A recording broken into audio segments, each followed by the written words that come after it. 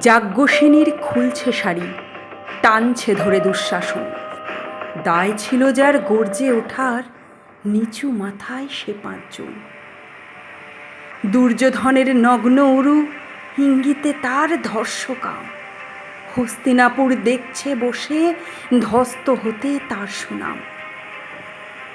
অন্ধ রাজা সিংহাসনে আর্ত চেঁচান বৌমা তার, নিজের দলের নির্যাতনে সব রাজা হন নির্বিকার। কর্ণ বসে হাসছে, হা হা, রাজার দলের লোক তো সে। শর্তবিহীন সমর্থনেই তাবৎ আরাম সুখ বসে। ভীষ্ম দ্রোণ কৃপ নীরব, সরকারি লোক হাজার হোক। রাজার কথাই তোমার কথা, তুমি যখন রাজার লোক। খল শকুনি দেখছে সবই, বস্তুত সে ধ্বংস চায়। ঘরের মাটি লাল হয়ে যাক দেশ বিভাগের যন্ত্রণায়। সুশীল সভায় ঘটছে যখন রাজ অপরাধ জঘন্য, ঠিক তখনই তার বিরোধে চেঁচিয়ে ওঠেন বিকর্ণ।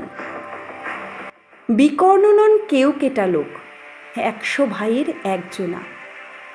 তেমন করে এর আগে কেউ তার কথাটাই জানত না। যতুগৃহে কারেন্নিরা, অন্তত তা নেই লেখা। ভীমকে যখন বিষ খাওয়ালো, তখনও তার নেই দেখা। কিন্তু যখন প্রকাশ্যতেই কাড়ছে নারীর আব্রু কেউ, স্তব্ধ জীবের চুপ সাগরে বিকর্ণ হন একলা ঢেউ।